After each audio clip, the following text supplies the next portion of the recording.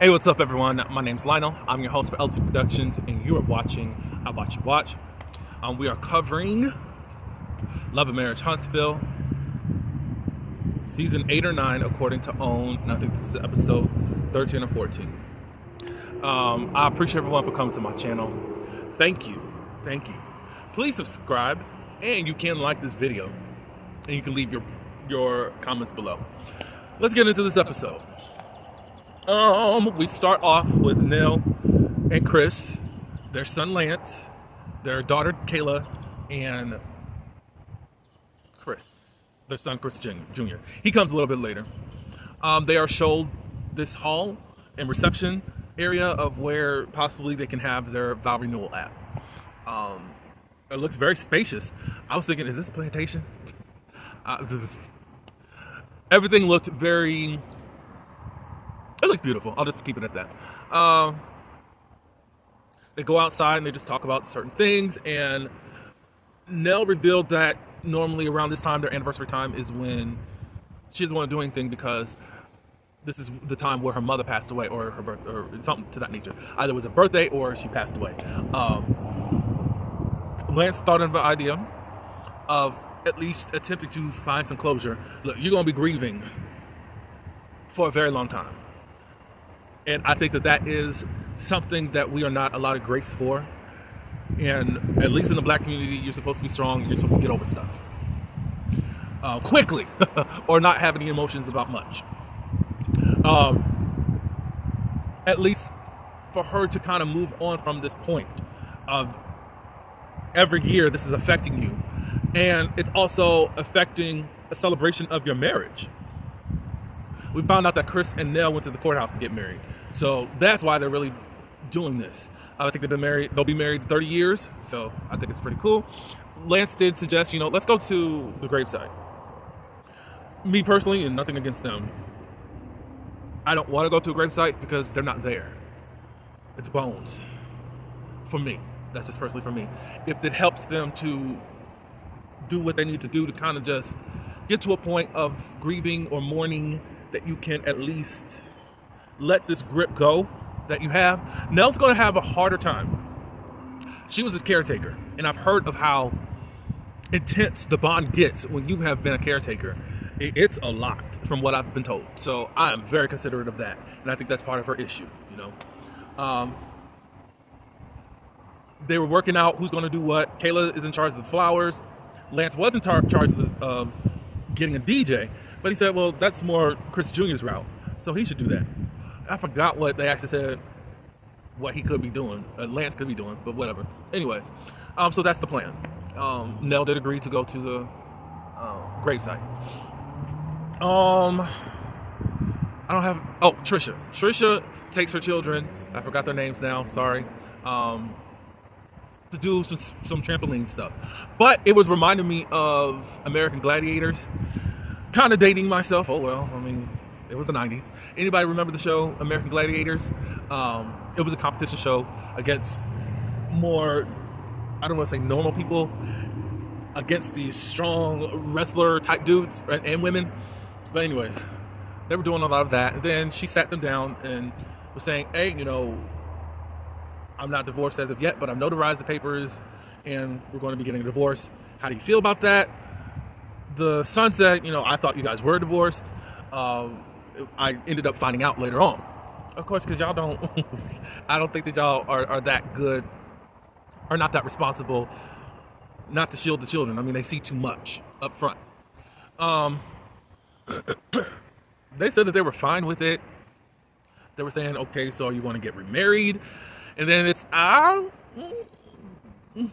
not really, not now, It's the same thing that Trisha's been saying since the beginning of the season. I get it, Trisha, but I just need to know, what's the game plan to get you to the place that you want to get married to this man that has basically made your life his? Someone could easily say, you didn't ask for that. You could say that too. However, you accepted it. And you know that this man wants to marry you. So what do you want to do to start moving in that direction? And what is it going to take? What is it going to take? Instead of just, not now, I don't get it. what is the next thing? Oh, Trisha comes over to Nell's home. Looks like Nell knows how to host people when they come over. She got a full spread. I'm like, y'all gonna eat all that? So they get into this Trisha and Martell mess. I don't want to hear it anymore. Let it be the final day. I know we got to hear it during the reunion. However, I hope this is it.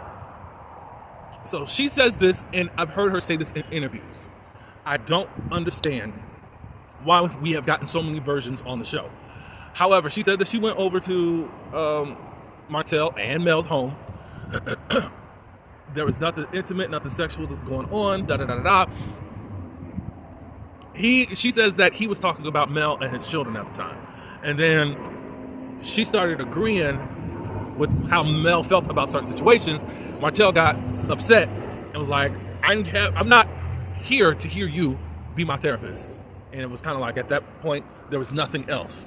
Basically, somebody that was on Mel's side, he didn't like it.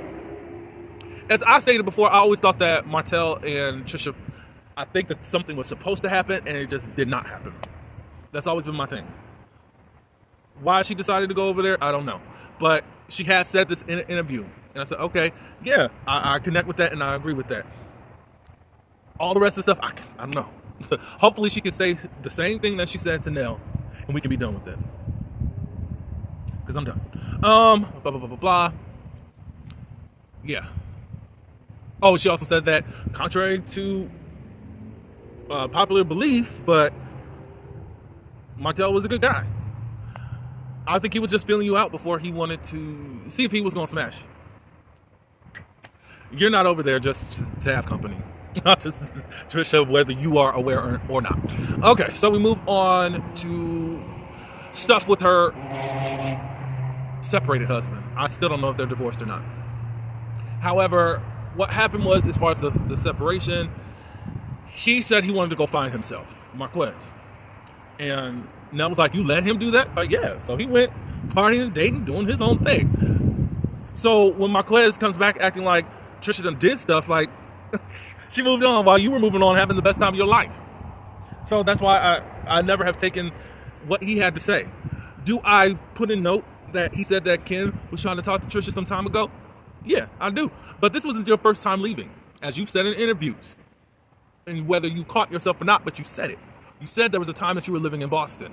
For what? I don't know. I guess it was for work. However, you were away and separated from your wife. So he comes back.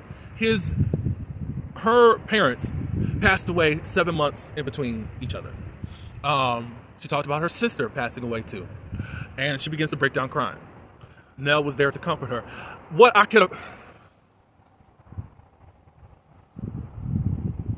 I know how I am when it comes to grief or even hearing people's tragedy stories as far as someone being unalived in whatever way. And I instantly want to cry. I think I've gotten better with that, but it's just like, I really do give kudos to Nell in that moment. She didn't like break down. They were able to relate to each other a lot as far as their moods, how they just, let me stay over here, be calm, because I can go to 0 to 1,000. They know that about each other. I think it was kind of an aha moment of, at least I'm not crazy. Someone else feels the way that I feel. One thing that I do want them to still get to know each other, Trisha and Nell. I just don't want them to trauma bond. Like, cool, you got someone that you know kind of behaves the same way, has triggers and all that, but y'all gonna work on yourselves and still come together and be cool with each other and get to know one another. That's what I want. Because sometimes you can just look at someone and say, ooh, I'm not alone in this, which is cool. And then y'all just bond off of that and never really grow from this place. All right, so Ken meets up with one of his guys, and he expresses how frustrated he gets sometimes being with Trisha because he's pouring into them, that one, that cup. And I'm skipped over and nobody's pouring into me. He's just had a lot of frustrations concerning that and other things. I'm just kind of tying it up really quick. Ken, all I can really say is take a step back or move on. I do think that you have a self-serving complex about yourself, about coming in and saving the day for people. I think you are still a good person. You have a good heart, but I think you're getting something out of it yourself. You're saying, when I'm ready to move on, I'm gonna move on. That's not gonna be easy. You said, it's just gonna be. Last week it was, it's the children. I would really have a hard time separating myself from. But you love this woman, or you should be loving this woman, because you mean to tell me you're just doing stuff for these children for what? I don't think it's gonna be easy for you to separate from her like that. And if you've been taking this and taking this and taking this from Trisha for this amount of time, y'all need some type of calibration, a reset, a restart, or something. Set new boundaries, because if you are getting something out of the relationship, but you obviously need more in the relationship that you're getting.